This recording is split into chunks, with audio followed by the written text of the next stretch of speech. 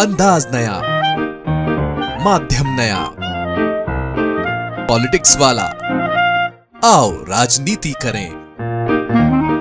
इस्तीफा देने निकली इंदिरा ने क्यों लगा दिया आपातकाल? भाइयों और बहनों, राष्ट्रपति जी ने आपातकाल की घोषणा की है। क्यों पाकिस्तान को परास्त करने वाली इंदिरा गांधी अचानक देश की खलनायिका बन गईं?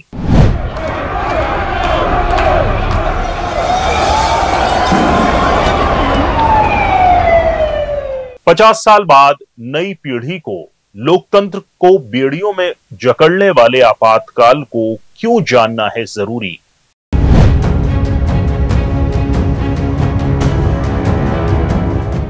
नमस्कार, आप देख रहे हैं पॉलिटिक्स वाला।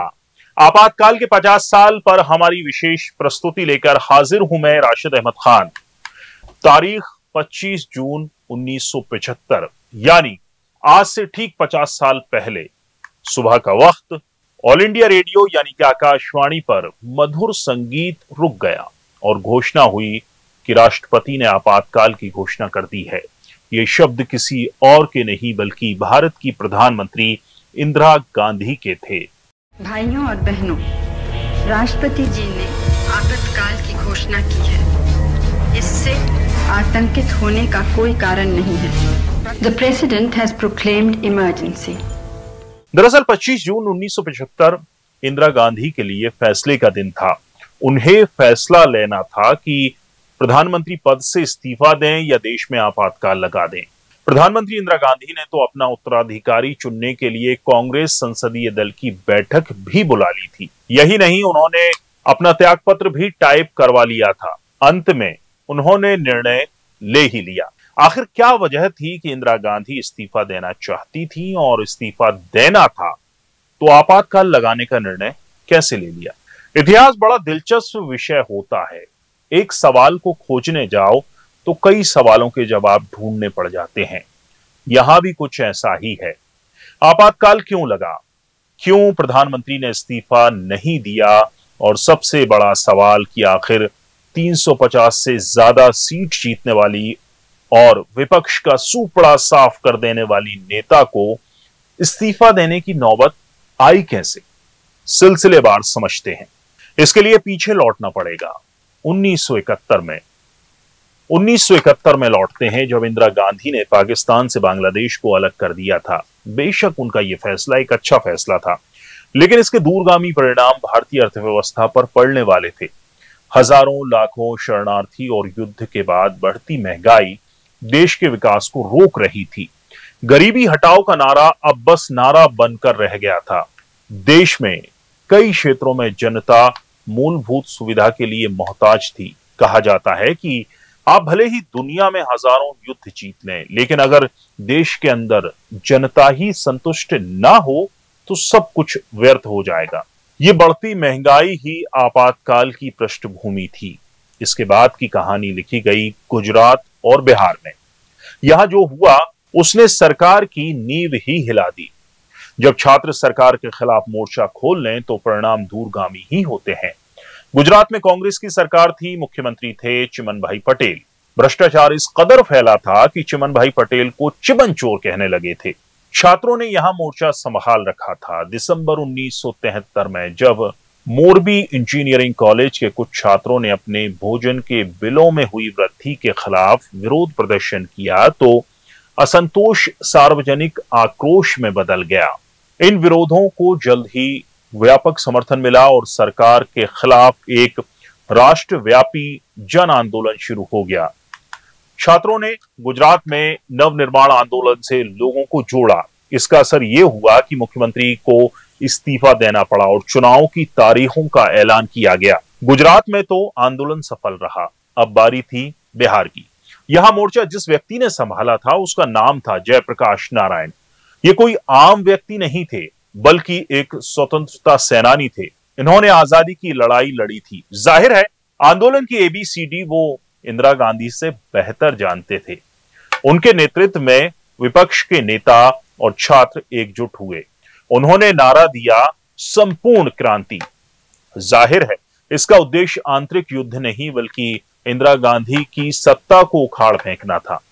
अक्सर ऐसा होता है कि किसी लोकप्रिय नेता के खिलाफ कुछ कहो तो उसे देश विरोधी मान लिया जाता है। यहां भी यही हुआ। जेपी मूवमेंट में दिया गया संपूर्ण क्रांति का नारा देश की आंतरिक सुरक्षा को खतरा बताया गया। इसके बाद जो हुआ हम लोकतंत्र के काले अध्याय के रूप में जानते हैं।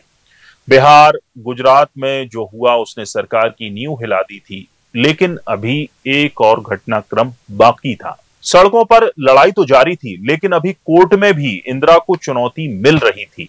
एक बार फिर 1971 में लौटते हैं। रायबरेली लोकसभा सीट पर इंदिरा गांधी के खिलाफ चुनाव लड़ा था समाजवादी राजनारायण ने। जब इंदिरा गांधी की सत्ता को चुनौती मिलने लगी तो राजनारायण ने भी मोर्चा खोल दिया। अदालत में इंदिरा गांधी पर आरोप लगाए गए कि उन्होंने चुनाव जीतने के लिए सरकारी मशीनरी का गलत उपयोग किया है।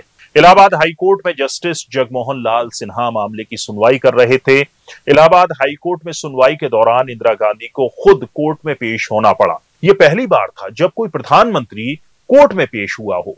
इधर जस्टिस सिन्हा को इंदिरा गांधी के पक्ष में फैसला सुनाने के लिए प्रलोभन मिल रहे थे, लेकिन हर कोई बिकाऊ नहीं होता।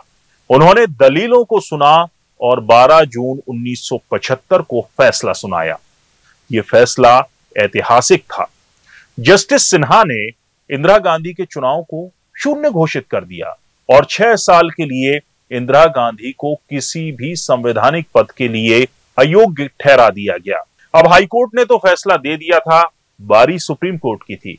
इंदिरा गांधी ने सुप्रीम कोर्ट में याचिका दायर की। Justice VR. कृष्णा अय्यर मामले की सुनवाई कर रहे थे। इंदिरा गांधी के वकीलों ने बताया कि देश की स्थिरता के लिए इलाहाबाद हाईकोर्ट के फैसले पर स्टे लगाना जरूरी है।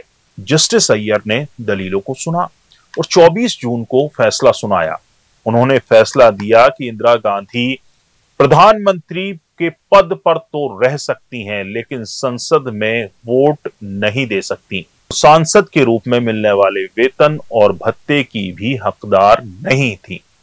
बस इसके बाद इंदिरा गांधी ने निर्णय ले लिया था, देश को अब वो आपातकाल लगाकर चलाएंगी। प्रधानमंत्री इंदिरा गांधी ने ऑल इंडिया रेडियो पर आपातकाल की घोषणा कर दी। इस खबर को सुनने वाले उतने ही बेखबर थे जितना कि गांधी के कैबिनेट मंत्री।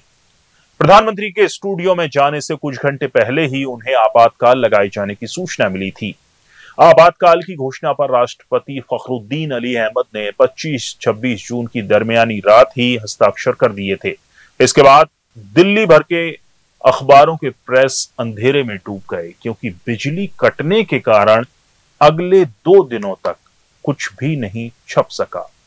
दूसरी ओर 26 जून की सुबह सुबह कांग्रेस पार्टी का विरोध करने वाले सैकड़ों राजनीतिक नेताओं, कार्यकर्ताओं और ट्रेड यूनियन वादियों को जेल में डाल दिया गया। देश भर की जेल राजनीतिक बंदियों से भर दी गई। यही है लोकतंत्र का काला इतिहास। पूरा वीडियो देखने के लिए शुक्रिया। वीडियो पर अपनी प्रतिक्रिया हमें कमेंट कर बताएं। वीडियो पसंद आया हो तो लाइक कीजिए, शेयर कीजिए और हमारा चैनल पॉलिटिक्स वाला सब्सक्राइब भी जरूर कीजिए। नमस्कार।